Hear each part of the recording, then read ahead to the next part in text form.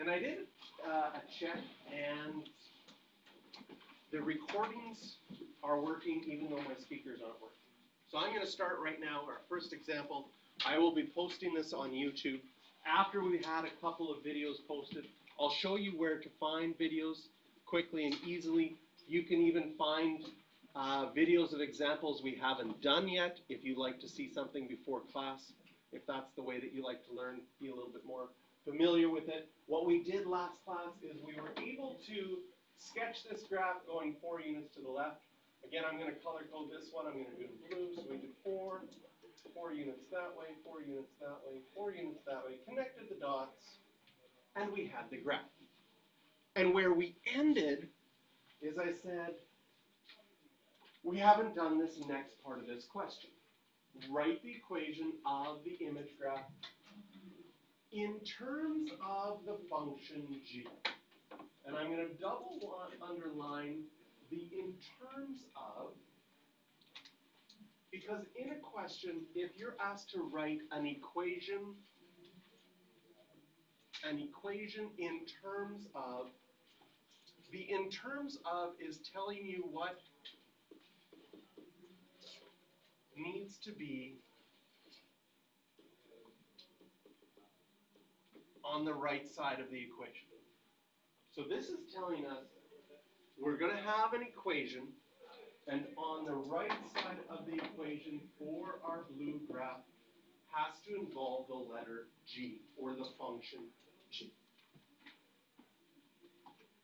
In this case, translating something 4 units to the left, we have learned that left and right is something inside of a function. So we want to have our function g, and we know that something is happening inside. So now that 4, we have to decide, okay, inside should I write x plus 4, or should I write x minus 4? And going to the left was the opposite, which is x plus 4. So if the original function is g of x, the blue one is g of x plus 4. This is saying we graphed the original function and moved it 4 units to the left. And by writing it this way, we've got an equation, which means we have an equal sign and something on both sides. But the in terms of the function g means on the right-hand side, we included the function g. And you can have other numbers and other things happening, but the function g must appear on the right-hand side. So again, I think that this sentence, the math is not hard, but understanding the English and what they're asking for, that sometimes is a tricky part in math. It's not necessarily that the math is hard, but just like, how many times have you read a question and go, I have no idea what to do?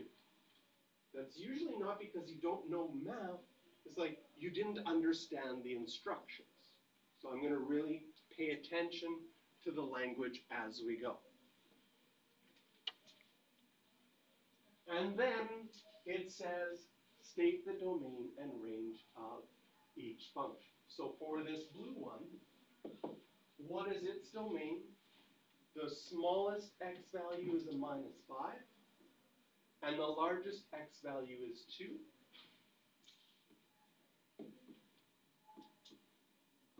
In interval notation, we would write it like this. In set notation,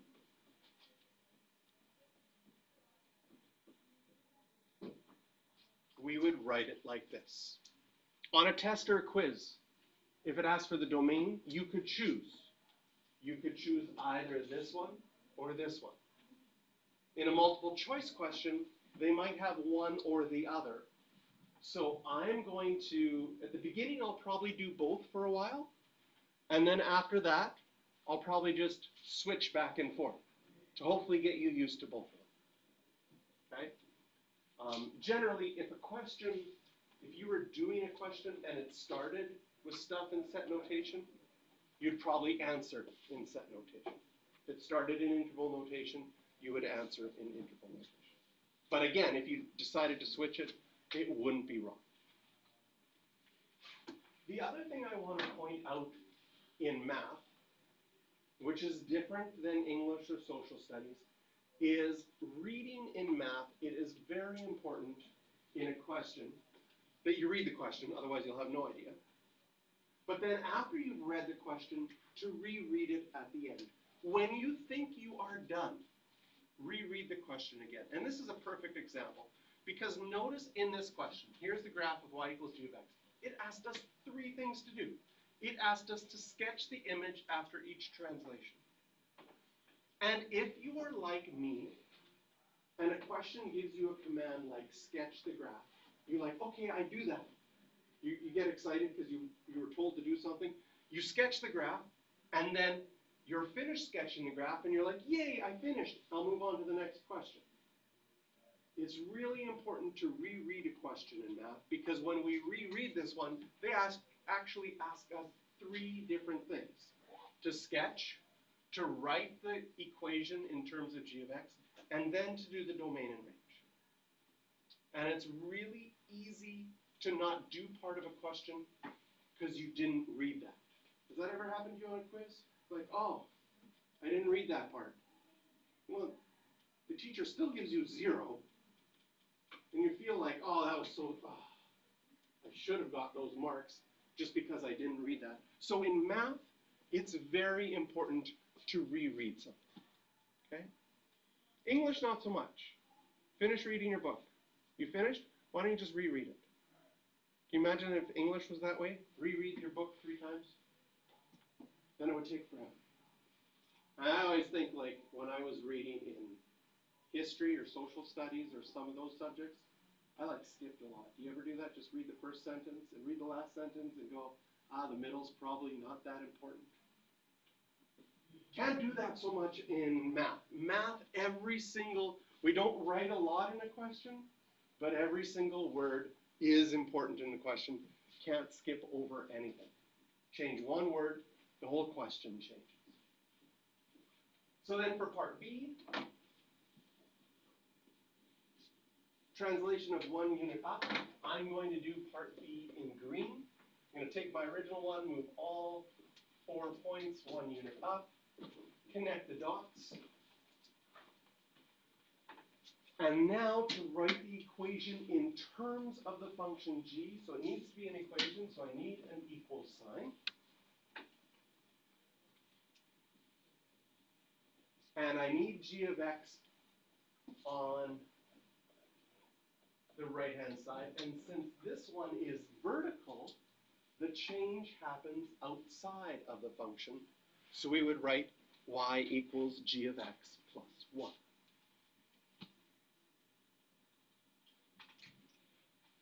For the green function,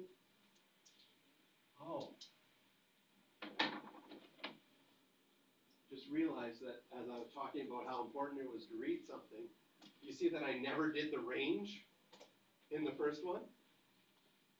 So we'll do the first one, the range, and then we'll do the domain and the range of the green one. So the range, those are our y values. If you're using interval notation for the blue graph, say, what is my smallest y value? It's 2. What is my biggest y value? It's 5. And in set notation, that would be from 2 to 5. For our green one,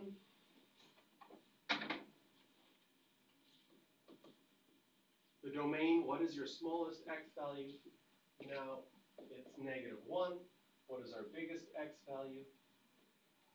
It is 6. And our range, now what is our smallest y value? It is 3. What is our biggest y value? 6.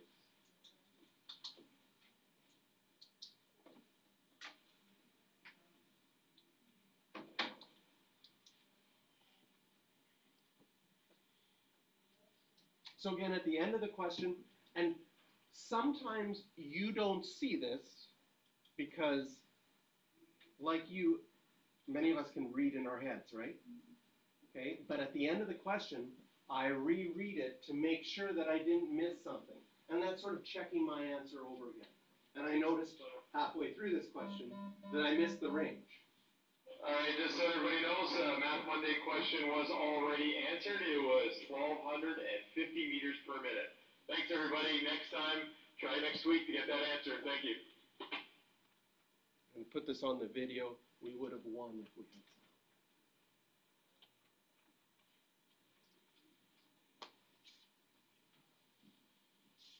Then after we've done one of these questions, so now we've done example 1, the way that this textbook is set up is that the homework or the exercises are at the end. So if we turn, actually before we do this, right above number 1, I want you to write 4, 5, 6, and 7. And then I want you to turn to page 169. Circle 4, circle 5, circle 6, and circle 7.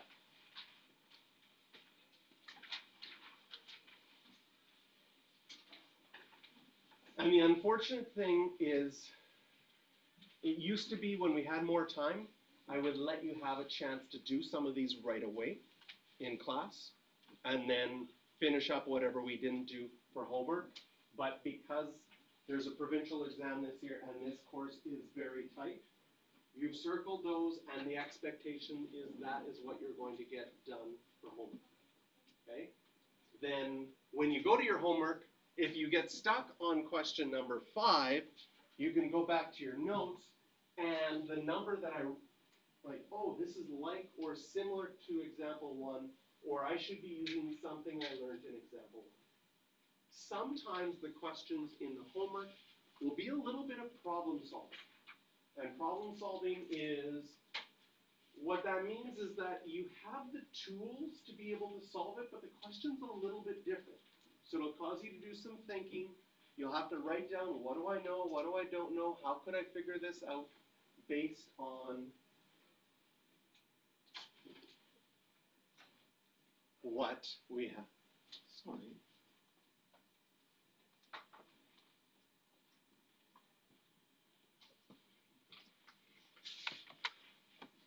And sometimes in those problem-solving ones,